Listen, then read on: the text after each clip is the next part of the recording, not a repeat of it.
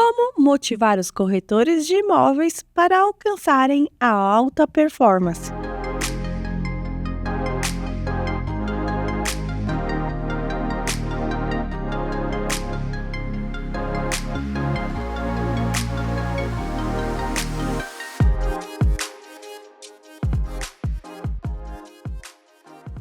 Olá, sou Fabiana Maia, jornalista do grupo SP Imóvel.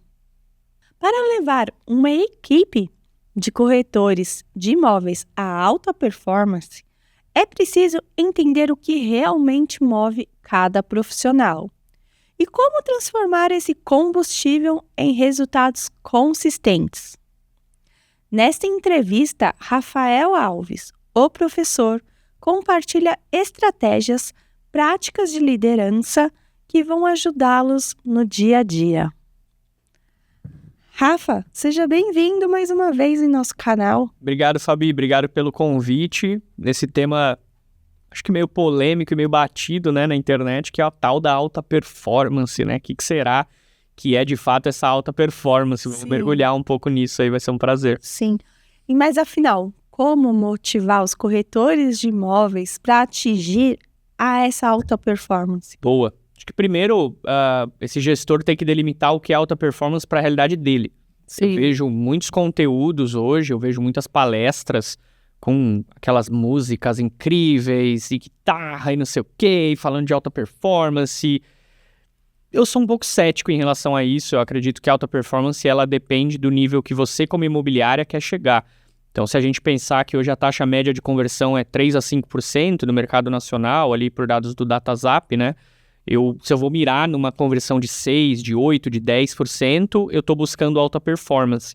Agora, se eu nem sei a minha taxa de conversão, ou se a minha taxa de conversão atual é 2, é 1,5, é 0,7, poxa, talvez 3% de conversão seja a minha alta performance. Se eu estou faturando 4, 5 milhões e a minha meta é 8 milhões de VGV de produção ali, somado comissões de venda e locação, isso é alta performance. Então, primeiro, entender o que é alta performance para a sua realidade e não se basear em gurus e não se basear em super, hiper, mega vídeos ou palestras que você vê por aí. Segundo, delimitar com o time a estratégia que você tem como possível para chegar nessa meta num tempo hábil. Então, vamos pensar que na vida de uma imobiliária, 12 meses não é nada. Sim. Tem muita imobiliária que não tem meta ano. Tem muita imobiliária que não tem uma meta anual nem de faturamento, nem de números de contratos emitidos, nem sequer ali de objetivos que quer alcançar naquele ano. Então, primeira coisa é estabelecer uma meta que esteja dentro da possibilidade dessa imobiliária e dentro de uma janela de tempo plausível para que a gente chegue. Uma vez estabelecida a meta, quebrar essa meta em metas menores. Então, na nossa comunidade de gestores hoje, que é o filé mignon, assim, lá do Novo Corretor, né, dos nossos programas educacionais, a gente sempre ensina a turma a planejar uma meta ano e dividir essa meta em 4 momentos trimestrais, para que eu consiga perseguir a meta do ano, mas olhar para pitstops a cada 3 meses, se eu de fato estou batendo aquela meta. Então, um momento oportuno para o gestor é, por exemplo, pegar esse podcast e projetar os próximos 3 meses dele. Depois dos próximos 3 meses e lá em dezembro do ano que ele ouvir esse episódio, aí sim ele planeja o próximo ano dele como um todo. Também é importante saber o que motiva esses corretores, né? Então, a gente gosta muito de perguntar para os nossos gestores se eles sabem o sonho das equipes deles. Então, eu como gestor da Fabi, será que eu sei o sonho dela daqui a 1, 2, 3 anos? Qual o sonho plausível da minha equipe que eu possa auxiliar?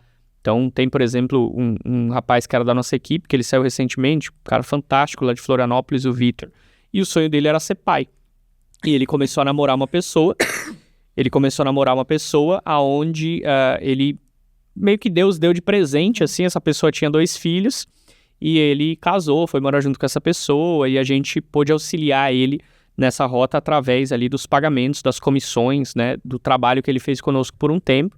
Hoje ele não está mais na equipe, mas a gente sabia que era um grande sonho dele ser pai, e hoje ele tem essa alegria, a gente bate papo até hoje. Então, um abraço pro Vitor de Floripa aí, se ele tá vendo a gente nesse episódio. Então, acho que é muito importante você saber os sonhos da sua equipe, para que você, como gestor, motive eles a alcançarem esse sonho. E, é claro, em contrapartida, quando esse colaborador, esse corretor, ele produz, ele vende, ele de fato gera receita e gera valor para a imobiliária, ele também está mais próximo do sonho. Então, primeiro, estabelecer uma meta. Segundo, entender o que motiva as pessoas do meu time a me ajudarem a chegar nessa meta, para não cair naquela coisa de, olha, se todos vocês trabalharem muito esse ano, eu, como dono da imobiliária, vou trocar de carro, né? E virar aquela piadinha interna dentro do escritório. Então, tem que ser um jogo de ganha-ganha, e se a gente olhar para as grandes imobiliárias, todo mundo ali na cadeia está ganhando dinheiro, todo mundo no time está ganhando dinheiro, está sendo alavancado e, ao mesmo tempo, está alavancando o resultado da imobiliária.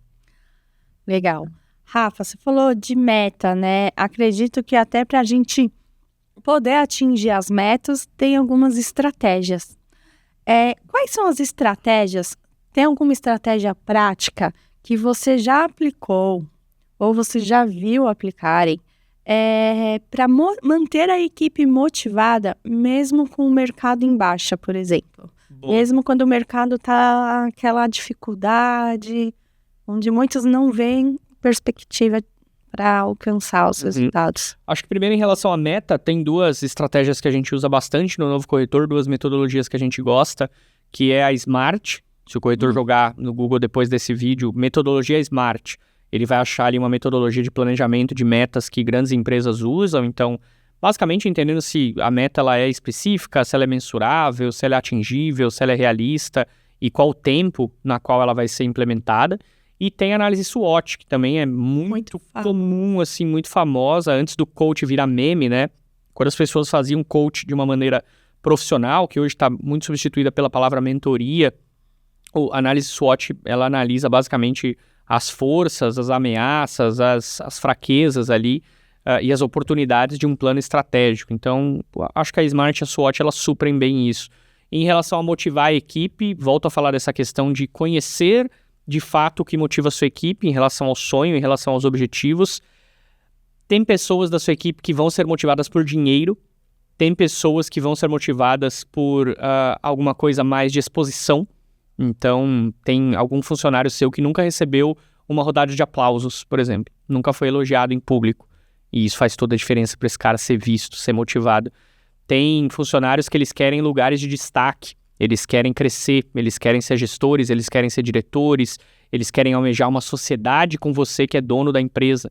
Então, é descobrir o objetivo deles e ter reuniões e treinamentos semanais para que você possa continuar nessa energia, né? Então, imagina que o trabalho ele precisa ser constantemente motivado, ele precisa ser constantemente colocado ali, lenha na fogueira, principalmente na corretagem, que é desafiador, né, Fabi? Corretagem é desafiadora, o salário é zero, a gente responde pelo cenário macroeconômico. Sim. Nós não dependemos muitas vezes só da nossa própria ação.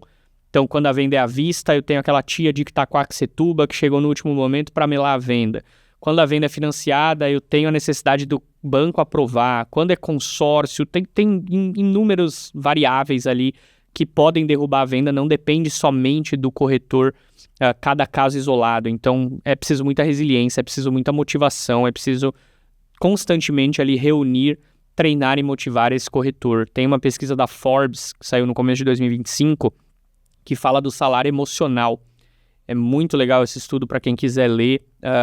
Dita ali que 40% das pessoas entrevistadas, elas topariam trocar de emprego, mesmo ganhando menos, se elas tivessem um clima organizacional melhor, se elas fossem mais reconhecidas, se elas fossem mais impulsionadas. Olha que louco, né? As pessoas, elas optam, principalmente a geração Z, essa geração mais nova, e depois deles a Alpha, que vai vir, né? Uma molecada mais enérgica, mas com o TDAH lá em cima. Eles topam ganhar menos, contanto que tenha mais sentido, contanto que eles vejam mais pertença ao que eles estão fazendo. Então, o gestor, o dono da imobiliária, o diretor, ele tem que estar muito ligado nessa sacada quantitativa e qualitativa, de forma a saber motivar cada um por aquilo que lhe apetece, né? Então, eu brinco que lá em casa, por exemplo, a minha esposa, ela é dona de salão de beleza. E as coisas que motivam ela são totalmente diferentes das que me motivam, né? Então, para minha esposa, por exemplo, fazer uma experiência de beleza num salão de referência que ela, como gestora, vai estudar, é incrível, né? Para mim, Rafael, eu não sei a diferença entre o shampoo A e o shampoo B. Então, são outras coisas que me motivam, são outras coisas que me dão gás, e não por isso a motivação dela é menor ou inferior. Então, o gestor tem que estar muito ligado nessas pontas, assim, de entender qual linguagem ele fala com cada liderado. É importante, você acabou de falar aqui das gerações que vêm, né, e das mudanças que vêm ocorrendo. A gente sabe que o mercado imobiliário era visto, não sei se ainda é visto, como dos mais antigos, dos senhores, dos senhores, né? Como que o líder, o gestor, ele precisa acompanhar essas mudanças que vêm ocorrendo, né, de gerações, porque eu tenho certeza que o que o meu pai desejava não é o mesmo que eu desejo, e que não vai ser o mesmo que as próximas gerações vão desejar e desejam, né? Então, assim, como que o líder, ele tem que estar preparado para lidar com essas mudanças, para poder manter a sua equipe motivada? Boa, ótima, na verdade, ótima pergunta. A gente tem um case no Novo Corretor que é bem curioso, assim, a gente tem, na mesma comunidade de alunos, a gente tem um cara chamado Wilson Monari, que tem 84 anos, e é corretor top 5 nos últimos 5, nos últimos 6, foi taxista, teve comércio, então é aquele cara da venda raiz, não faz ideia de como lança um follow-up, mas ele tem um caderninho que ele anota tudo sobre cada cliente e é um ótimo contador de histórias, vende bem, se conecta. Ele nichou em vender para bolivianos, que na região que ele atua tem muito investidor boliviano que vem para o Brasil para fazer a vida, começa no aluguel, daqui a pouco se formaliza no país e compra, né? Então ele vende muito bem para esse público. E na mesma comunidade a gente tem a Stephanie, que é uma aluna lá de Santa Catarina, que ingressou na corretagem com 21 anos. Então ela já usa outras estratégias, ela também vende bem, ela atuava em Santa Catarina, atua agora em micronichada hoje na região de Balneário Camboriú, e ela usa outras estratégias, rede social, conteúdo, era aquela mulher que ela se coloca como a questão da alta performance, a rotina, a academia, tá sempre em eventos, né? E olha que curioso, os dois vendem bem. Então, etapas diferentes da vida, motivações diferentes. O Monari no final de semana quer ir pro sítio dele, quer ir, sei lá, catar manga, plantar mamão, tem um hobby, né? A Stephanie quer ir pra balada, né? Ela é jovem, solteira, tá ganhando dinheiro, tá fazendo acontecer. Então, o líder tem que, se eu tivesse a Stephanie e o Monari no mesmo time, por exemplo, como gestor, eu precisaria desenvolver a plena potência deles no que eles são. Então, eu jamais ficaria penalizando o Monari por ele não preencher o CRM, já que ele tem um caderninho dele que funciona e ele está vendendo, né? Eu trataria o CRM mais como eu, assistente de vendas, ajudarmos ele com essa questão tecnológica que ele não é tão bom. E com a Stephanie eu trabalharia, por exemplo, alguma questão que possa estar pegando para ela em relação ao emocional, em relação a dificuldades que ela tem ali com esse quesito de ser mulher, de ser jovem. A gente sabe que existe uma coisa muito forte hoje no mercado, que é o assédio a jovens corretoras, numa visita, né, numa captação. Então, desafios diferentes para perfis diferentes, para ambientes diferentes, requerem ações diferentes. Então, não dá para colocar esses dois perfis no mesmo balaio e fazer gestão dos dois da mesma forma. Não, eu tenho que dialogar com cada um e trabalhar com cada um pontos que são a plena potência deles para que eles vendam, para que eles permaneçam fazendo acontecer. E aí, com o corretor médio, eu vou usar o meu método, eu vou usar o que funciona e o que faz com que a imobiliária venda, que é planejamento, execução, mensuração de funil de vendas e ponto final. Sim. Rafa, qual o papel de um líder para atingir assim, a motivação dos colaboradores, dos funcionários, sem pressionar? Não tem como, né? Não tem como, porque o ouro, para ele dar forma ali, ele passa por pressão. Ele passa por um processo que é doído, que é quente, que, sabe, dói. A gente, para nascer, a gente passa por um processo chamado parto, que doeu muito nas nossas mães, foi incômodo pra gente. A gente veio para esse mundo careca, pelado e sem dente, vendo um cara que a gente nunca viu dar um tapa na nossa bunda. Então, tava frio, lá quentinho tava gostoso, no útero, quando a gente veio pro mundo tava frio, a gente viu um monte de gente estranha e do nada viemos a esse mundo no que se chama de vida, né? Sem nunca ter pedido por isso, olha que loucura. Então, o processo de melhoria, ele passa por pressão, ele passa por esforço, não tem como motivar a sua equipe, como levar ela adiante se você não colocar pressão. O que a gente brinca sempre é que o gestor ele tem que saber bater sem deixar hematoma. Ele tem que saber motivar, ele tem que saber pressionar sem ser autoritário. Então, eu posso ter autoridade sobre a minha equipe sem ser autoritário. Eu posso ser mais firme sem ser carrasco. Eu posso ser, muitas vezes, até mais agressivo no sentido, no divertidamente, lá no filme, a raiva é uma emoção base, né? Tem uma importância na raiva, tem uma Sim. importância na pressão, tem uma importância no ritmo mais forte que eu coloco, contanto que eu seja ético, contanto que eu não desmereça ninguém, contanto que eu não humilhe ninguém, contanto que eu não passe um valor humano que para aquela pessoa é importante. Então, eu não acredito numa liderança que não pressiona, eu não acredito numa liderança em que tudo são flores, unicórnios e arco-íris, mas eu acredito numa liderança que sabe ser firme e amigável ao mesmo tempo. Que não é amiguinho, mas que sabe bater para motivar, que sabe puxar, que sabe mais. Uma vez eu tive uma discussão muito séria com a minha campeã, atendente de locação ali que eu tinha no time de SDRs, gritado, super, sabe, difícil assim no meio da imobiliária. E a discussão era basicamente porque eu sabia que ela podia fazer mais do que ela estava fazendo. E eu sabia que ela podia ser melhor do que ela estava sendo. E naquele momento ela não estava num período legal, então a gente acabou atritando. Resultado, foi campeã de locação naquele ano, mesmo com a nossa desavença, e depois daquele dia atritoso, nós dois sentamos e um pediu desculpa ao outro, se tinha subido demais o tom, se tinha passado do ponto. Então, eu acredito que esse é o grande segredo de saber fazer gestão, você pressionar a sua equipe dentro do que ela aguenta, e quando estourar, quando partir assim para coisas mais drásticas, você saber reconhecer como gestor que talvez você também tenha errado, e tenha puxado a pessoa além do limite. Então, gestão precisa de pressão, precisa, sim, de mais força, muitas vezes, mas também o gestor tem que sempre se autoanalisar para não extrapolar, né? Para não fugir ali da margem. Na sua opinião, tem algo que diferencia um corretor comum para um corretor de alta performance? Follow-up sempre. Se eu tiver que escolher em uma palavra o que diferencia as crianças dos adultos, follow-up. De novo, né? Alta performance de acordo com os seus próprios números.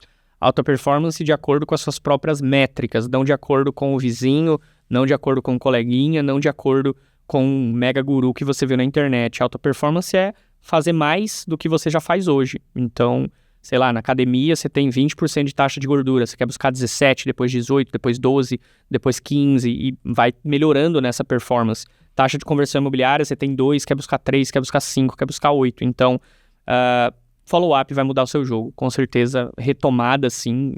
40% dos leads não são retomados no mercado imobiliário. Então, se você aprender simplesmente a dar follow-up e acompanhar o seu cliente desde o momento que ele gera interesse até o momento que ele te diga sim, não ou ainda não, nossa, você desbanca mais da metade dos seus concorrentes. Qual a importância, então, do follow-up? Total. De 0 a 10, 12. 12, total. E aprender a fazer follow-up, né? Então, aprender a ligar para esse cliente quando a mensagem não funciona, a mandar uma mensagem de uma maneira estratégica, de uma maneira que seja inteligente. Outro dia eu fechei uma venda no meio do jogo da Champions, com o meu cliente já tendo tomado o seu quarto, quinto copo de cerveja ali, porque a gente precisava falar por telefone no sábado de manhã. Ele falou, poxa, hoje tem jogo da Champions, vai ficar ruim, não sei o quê. E eu, durante o jogo da Champions, mandei uma foto da TV para ele, e ele já alegrinho com o jogo, a gente começou a conversar, e eu fui dando follow-up durante o jogo, 90 minutos ali, né, pra coisa acontecer, e perguntando se ele tava torcendo pro Paris Saint-Germain ou não, e o Paris Saint-Germain ganhando, isso me ajudando. Conclusão, ao final do jogo, ele disse que estava fechado, na segunda de manhã, ele fez o Pix ali da venda que estava nesse momento do vai, não vai, vai, não vai. Então, é ter sacadas também inteligentes de como entrar nesse follow-up, né? Ter sacadas fora do normal, assim, você achar algumas brechas não óbvias. O aniversário do cliente, alguma coisa que ele fez no Instagram, sei lá, status de WhatsApp, ser mais sagaz, né? Mas aí entra numa questão que a gente também já falou em outros vídeos, em outros conteúdos aqui, em que eu vou compartilhar, deixar aqui na descrição os links das entrevistas que o Rafael já participou aqui com a gente, que é criar a conexão.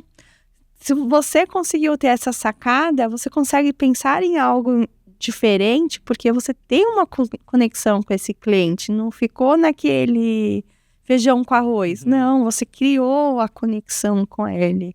Isso veio da qualificação, né? Sim. Então, eu só consigo dar um follow-up relevante, interessante, bacana. E, sinceramente, Fabi, é muito mais legal vender assim. É muito mais divertido vender pro cara que eu sei que é corintiano, que tem 2 filhos. Eu sei que é importante para ele assistir jogo de fim de semana. Eu sei que ele gosta de uma cervejinha. É muito mais legal vender quando você tem conexão do que quando você não sabe nada sobre o cliente. Eu rodo os salões de venda do Brasil inteiro e eu ouço pouco telefone e ouço muito barulho de tecla.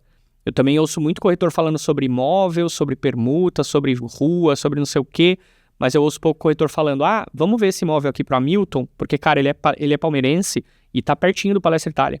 Olha, vamos ver esse outro apartamento aqui para Karen, porque lembra que ela falou pra gente que ela quer um playground um pouco mais diferente, que as crianças dela adoram playground, esse aqui tem brinquedoteca, vai funcionar pro filho dela, que é o Theo. Então, essa sacada de, na qualificação, ter informações estratégicas e humanas do cliente, não é porque eu sou bonzinho e porque eu quero fundar uma ONG e quero chamar os clientes para comer pizza na minha casa. É porque eu sei que toda informação que eu extraio dele pode ser usada de uma maneira mais autêntica e mais estratégica de fazer negócios. Então, no Novo Corretor, a gente gosta muito de fazer negócios assim, não óbvios e ter uma conexão real com os nossos clientes. E tem algum script para mandar mensagens para os corretores de imóveis pelo WhatsApp, por exemplo? Tem diversos. Eu acho que o script funciona contanto que você não seja engessado. Senão você contrata um IA, né, ou um chatbot ali, ele vai fazer tudo para você. Até a IA não tá engessada hoje, né? A gente é parceiro da Laís lá no Novo Corretor. A Laís é incrível, assim, ela consegue se adaptar às situações, ela é muito humana. O cara às vezes acha que é uma pessoa, ele acha que a Laís é uma pessoa, é muito legal isso. Então, se o corretor ele usar scripts frios ali, travados, não vai dar em nada. Mas se ele tiver uma base de como seguir, no Novo Corretor a gente treina muita gente com script quando eles entram na nossa equipe. E aí, no primeiro momento, a pessoa vai se adaptando ao script, vai entendendo os momentos, vai entendendo o que dizer minimamente, né? E dentro do script, ela vai permeando, ela vai tendo a liberdade dela. Então, quando eu fui convidado para esse bate-papo aqui, eu recebi um script. Eu recebi uma estrutura, eu recebi um esqueleto de temas aos quais a gente ia falar. Mas quando você me faz as perguntas, eu flutuo dentro delas e eu não tô lendo em lugar nenhum, não tô pegando papel, não tô pegando celular, nada. Então, é importante sim o script para ter uma base, contanto que ele não te ingesse. Sim, muito bom. Dicas valiosas, excelentes essas dicas. Em todos os vídeos que o Rafael tem participado aqui com a gente das entrevistas, tem dicas assim que é para que vai ajudar muito o corretor, muito. Se você tiver alguma dúvida, quiser participar dos treinamentos do Novo Corretor, eu vou deixar aqui na descrição os contatos do Rafael, do Novo Corretor. Obrigada, Rafa, pelas dicas aqui, pelos esclarecimentos. Imagina, tamo junto. Meu maior trabalho é ajudar as pessoas a melhorarem o trabalho delas, né? Então essa é a grande missão de um professor, de um treinador. E para mim é sempre uma alegria bater esse papo com vocês. Obrigada, até o próximo. Até o próximo, tamo junto. Se você gostou desse vídeo, curta, compartilha, se inscreva em nosso canal. Até o próximo.